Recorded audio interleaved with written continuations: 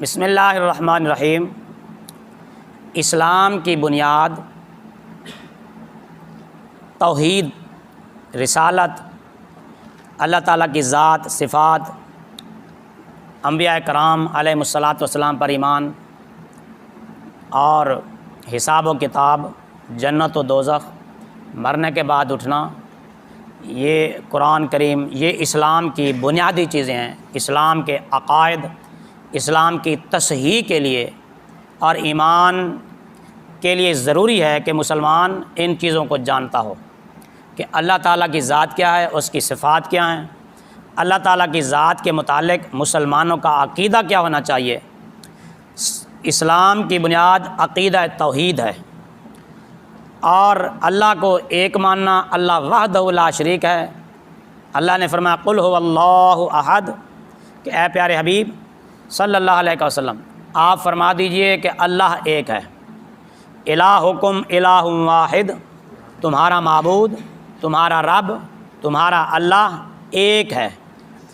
تو اللہ تعالیٰ کی ذات اور صفات کے متعلق جو عقائد اسلام کی تصحیح کے لیے، اسلام کے لیے ضروری ہیں، لازمی ہیں، اس کے متعلق جو اسلام کی ایک بنیادی چیزیں ہیں اور دین کی بنیادی چیزیں ہیں، جن کے بغیر دین کی بنیاد ہی نہیں ہے، عمارت ہی نہیں ہے، ان چیزوں کا جاننا ہر مسلمان، مرد، عورت، چھوٹے بڑے، جوان، بوڑھے، سب پر فرض لازم، فرض عین ہے۔ جس طرح اللہ پر ایمان رکھنا، انبیاء کرام پر ایمان رکھنا، توحید و رسالت پر ایمان رکھنا ضروری ہے، اسی طرح اللہ تعالیٰ کی ذات و صفات کے متعلق صحیح عقیدہ رکھنا بھی ضروری ہے۔ اللہ تعالیٰ ایک ہے، اس کا کوئی شریک نہیں، وہ وحدہ لا شریک ہے، نہ ذات میں اس کا کوئی شریک، نہ صفات میں اس کا کوئی شریک، اور نہ افعال میں، نہ احکام میں، نہ اسماء میں، کسی بھی چیز میں اس کا کوئی شریک، اس کا کوئی ہمسر، اس جیسا کوئی ہے نہیں۔ اسلام کا یہ ایک بنیادی عقیدہ ہے، جو شخص یہ عقیدہ نہیں رکھتا گویا کہ وہ مسلمان ہی نہیں ہے۔ اللہ تعالیٰ کی ذات، صفات، ہر شے کہ میں وہ بے مثل ہے، بے مثال ہے، اس کا کوئی شریک نہیں، وہ واجب الوجود ہے، یعنی اس کا ہونا واجب ہے، ضروری ہے، اور اس کا عدم محال۔ وہ قدیم ہے، یعنی ہمیشہ سے ہے، ہمیشہ رہے گا، اور وہ باقی رہنے والا ہے، اس کا مطلب بھی یہی ہے، ہمیشہ سے ہے، ہمیشہ رہے گا۔ ازلی اور ابدی بھی اسی کو کہتے ہیں۔ وہی اس کا مستحق ہے کہ اس کی عبادت کی جائے، اللہ کے سوا کوئی عبادت کے لائق نہیں۔ جو شخص اللہ کے سوا کسی کی عبادت کا نظریہ رکھے، اعتقاد رکھے، یا اس کو جائز سمجھے، عبادت چاہے کرے نہ بھی صحیح، اللہ کے سوا کسی کی عبادت کو جائز سمجھتا ہو تو وہ مسلمان ہی نہیں ہے سرے سے۔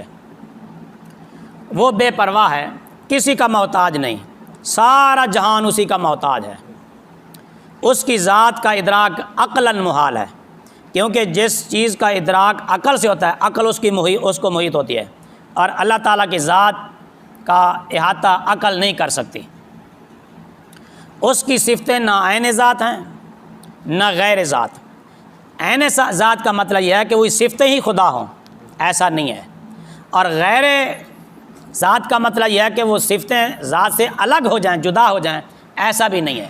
یعنی جو اللہ کی جو صفات ہیں، علم، قدرت، سمع، بصر، دیکھنا، سننا، یہ اللہ کی صفتیں ہیں، یہ کسی بھی حالت میں، کسی بھی صورت میں، کسی بھی وقت اللہ تعالیٰ سے جدا اور الگ نہیں ہو سکتی۔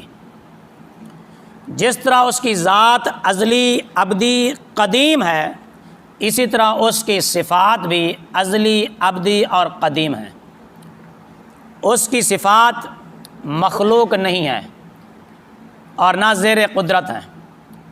ذات و صفات کے سوا، یعنی اللہ کی ذات اور اللہ کی صفات کے علاوہ باقی جو کچھ ہے دنیا کائنات، یہ سب کا سب حادث ہے، متغیر ہے، فنا ہونے والا ہے، ختم ہو جائے گا۔ حادث کا مطلب یہ ہوتا ہے کہ پہلے نہیں تھا پھر ہوا، اب ہے پھر نہیں ہوگا، یہ اللہ کی ذات کے سوا سب کچھ حادث ہے، اور اس کی صفات کے سوا بھی سب کچھ حادث ہے، یعنی اللہ کی ذات اور صفات ازلی قدیم ہیں، اور اس کی ذات و صفات کے سوا باقی جو کچھ بھی ہے یہ حادث ہے، فنا ہو جائے گا، ختم ہو جائے گا۔ جو عالم میں سے، اس جہان میں سے کسی بھی شے کو قدیم مانے یا اس کے حدوث میں شک کرے، اس کے فنا ہونے میں شک کرے، وہ مسلمان ہی نہیں ہے۔ اللہ تعالیٰ نہ کسی کا باپ ہے، نہ کسی کا بیٹا ہے، اور نہ ہی اس کی بیوی ہے۔ جو اللہ کے لیے باپ، بیٹا، بیوی ثابت کرے وہ کافر ہے، مسلمان ہی نہیں ہے۔ بلکہ جو اس کے لیے بیوی ثابت کرے اور اس کو ممکن ہونا بھی جانے، یعنی ہو سکتی ہے، جو ایسا عقیدہ رکھے جو اس کے لیے بیوی ہو سکتی ہے، تو وہ بھی مسلمان نہیں ہے۔ وہ حیٌ ہے، یعنی خود زندہ ہے، دوسروں کو زندگی عطا فرماتا ہے، جو چاہے جب چاہے کر سکتا ہے، جس کو چاہے موت دے دے، جس کو چاہے زندگی دے دے۔ وہ ہر ممکن پر قادر ہے، کوئی ممکن اس کی قدرت سے باہر نہیں ہے۔